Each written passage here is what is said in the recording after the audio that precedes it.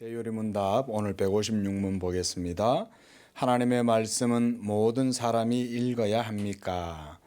함께 보겠습니다. 비록 누구나 다 공적으로 회중에게 말씀을 봉독하도록 허락되어 있지는 않지만 모든 사람들이 각각 홀로 그리고 가족들과 함께 읽어야 할 의무가 있는 것입니다. 이 목적을 위해서 성경은 원어에서 각 민족의 통용어들로 번역되어야 합니다. 종교개혁이 유럽 사회에 여러 가지 큰 변화들을 가졌지만 그 가운데 하나가 바로 이 성경 번역 사업이었죠. 그래서 루터가 독일어로 이제 이 당시에 이 라틴어 성경을 독일어로 번역을 해가지고 또 읽게 하고 그렇게 하면서 점점 유럽의 각국들이 이 성경을 자기들의 언어들로 이제 번역을 해서 번역 성경이 나온 거예요.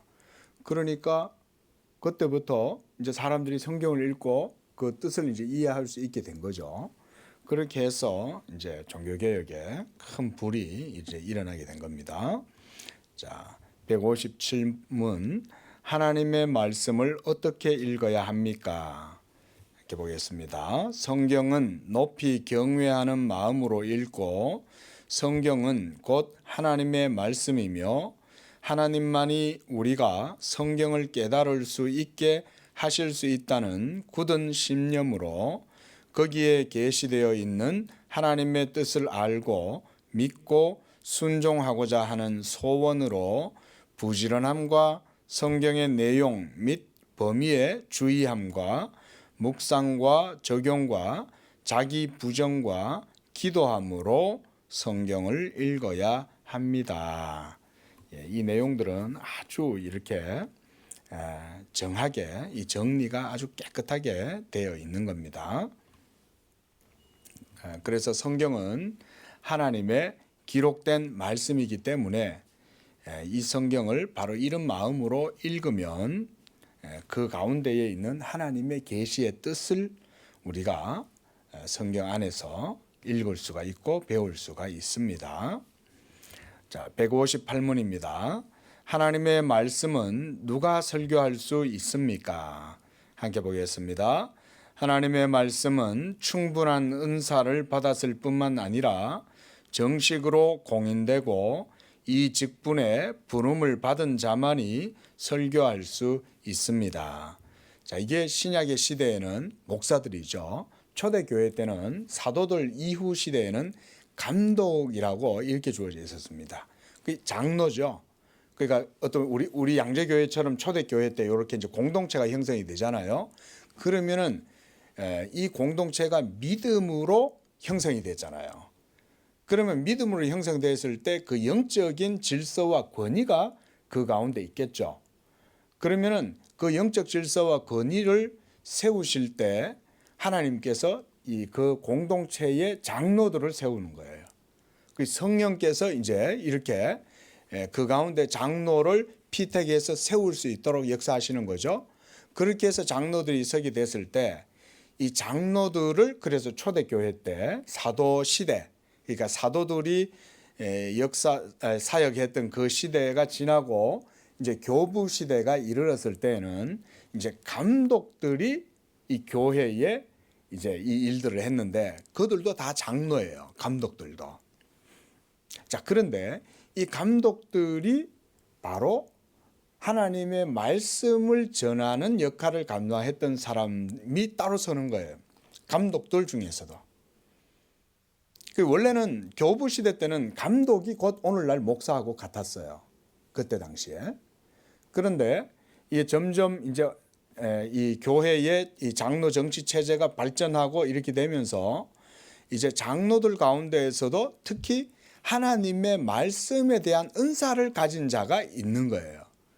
그러면 교회가 저 장로님은 이 하나님의 말씀에 대한 참 보니까 아주 탁월한 은사가 있고 아주 여러 가지 그런 교양이라든가 그런 것들을 재덕을 겸비했구나. 이러면 이제 또 그를 하나님 말씀 전하는 자로 이제 세우게 된 거죠. 그렇게 해서 초대교회에서 오늘날 장로 정치제도가 점점 발전하면서 교회에 목사의 직분이 세워진 거예요. 그러니까 지금 여기 웨스트민스터 대유리 문답에서 얘기하고 있는 이 하나님의 말씀을 설교하는 사람들은 바로 그런 교회의 목사로 세워진 사람이 하나님의 말씀을 전하는 이런 직분을 맡게 된 거죠. 오늘날에는 이제 제가 목사가 된 것은 그냥 뭐 내가 하고 싶어서 한 게 아니죠.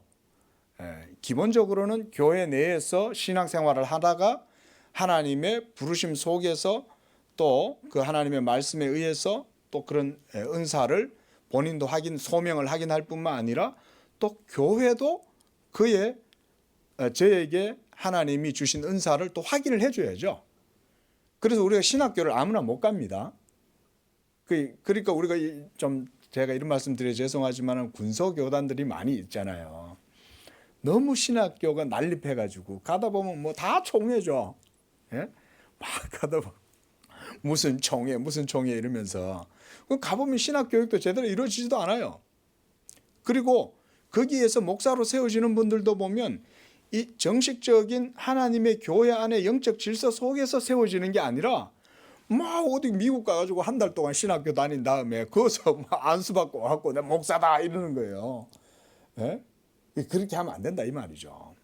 그렇게 목사가 세워지는 게 아니에요. 이렇게 우리 양재교회가 있으면 우리가 이제 개척교회지 않습니까? 우리 교회는.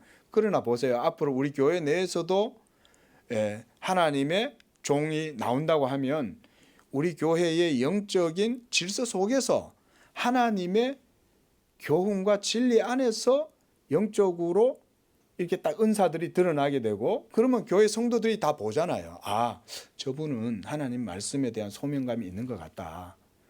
그래서 그가 이제 이렇게 교회에서 추천을 해주는 거죠. 그래서 총신은 아무나 못 갑니다. 교회에서 기본적으로 목사님과 성도들이 딱 보고 목회자로서의 소양이 있고 은사가 있다. 이걸 확인하고 주는 거죠. 그렇게 해야 그 사람이 여기 보면 이 정식으로 공인되고 이러잖아요. 그런 공인된 자격을 그런 것 속에서 가지는 거예요. 목사가. 그러면 이제 목회자 과정을 거치죠. 3년 동안 신대원을 다닐 뿐만 아니고 또 강도사 고시를 치르고 그리고 그 강도사 고시를 치른 다음에도 또 목사 고시를 또 치르는 거예요. 그때는 또 노회가 이 사람을 목사로 세울 수 있는가를 또 판단을 하고 그리고 거의 과정이 6, 7년이 걸리는 거죠. 보면은. 그러니까 그게 아무렇게나 되는 게 아니에요. 자, 그런 가운데에 이런 설교의 자격이 이제 주어지는 거다. 초대교회에서 쭉 오면서 이제 조금씩 모양은 바뀌었지만 기본적인 원리는 똑같아요. 교회 내에서 영적으로 은사가 바르게 인정이 되고 그렇게 해서 교회 공동체가 인정해주고 그리고 그런 사람이 또 신학교를 가서 거기서 또 여러 가지 교양들을 다 습득하고 그렇게 해서 목회자로서 훈련된 다음에 이렇게 되는 거지. 그렇게 되는 게 아니죠. 하지만 초대교회 때는 그런 시스템이 없었잖아요. 신대원도 없고 그렇죠. 신학교도 없고. 그러면 그때는 사도들이 있었잖아요. 사도의 권위 자체가 그 모든 것을 능가하죠. 그러니까 사도들이 디모데를 세우는 거죠. 디도를 세우는 것이고 그러면 바나바와 실라와 이런 사람들이 모두가 다 목회자들이 되는 거예요. 디모데가. 자, 그렇게 해서 되었다. 오늘날에는 결국은 이 하나님의 말씀에 대한 부름받은 자가 설교를 하는 것이 여전히 그때와 같다는 거죠. 자, 159문입니다. 그 직분에 부름을 받은 사람들은 하나님의 말씀을 어떻게 설교해야 합니까? 자, 이게 이제 목사들에게 주는 내용이죠. 함께 봅니다. 말씀의 사역에 수종들도록 부름을 받은 자들은 바른 교리를 전파하되 부지런히 때를 얻든지 못 얻든지 명백하게 사람의 지혜에 권하는 말로 하지 아니하고 성령의 나타남과 능력으로 할 것이며 신실하게 하나님의 모든 뜻을 알게 할 것이며 지혜롭게 청중들의 필요들과 이해 능력에 적용시켜 열심히 하나님과 그의 백성의 영혼들에 대한 뜨거운 사랑으로 할 것이며 성실하게 하나님의 영광과 그들의 회심, 건덕과 구원을 목적으로 하고 설교할 것입니다. 이게 참 정리가 잘 돼 있어요. 이게 교리 문답이다 보니까. 그래서 이게 목사님들이 바로 이와 같이 말씀 전하는 사역들은 이렇게 해야 된다는 거죠. 사람의 지혜와 말이 아니라, 이게 어떨 때 보면은 우리 목사님들도 너무 잘하려고 하시다 보니까 자꾸 이게 미사 요구 갖다 붙이고 화려한 말 갖다 붙이고 인간의 언변을 갖다 붙여갖고 막 설교를 그냥 잘나게 하려고 하다 보면 본질을 흐려요. 그럴 필요 없어요. 성경에 있는 내용을 성경의 사상 깊은 그대로 최대한 잘할 수 있도록 그거를 갖다가 이렇게 하기 위해서는 뭐 그런 도구들이 필요할지 모르지만 그 다음 또 하나는 뭐냐면 성령의 나타남과 능력으로 하라는 거예요. 설교를 해보면요, 그게 얼마나 중요한지 모릅니다. 그래서 이게 하나님께서 붙들어 가지고 역사하시는 설교는 벌써 다릅니다. 똑같은 설교라도, 똑같은 설교자의 똑같은 설교라도 성령이 역사하시는 거하고 또 틀립니다, 이게. 그래서 우리 성도님들도 그래서 목사를 위해서 기도해 주셔야 되는 게 그런 겁니다. 다릅니다, 여러분. 그렇게 해서 우리 성도들에게 하나님의 이 성경 속에 있는 사상, 뜻을 알 수 있도록 전하도록 노력하는 게 바로 목사다, 이렇게 말씀합니다.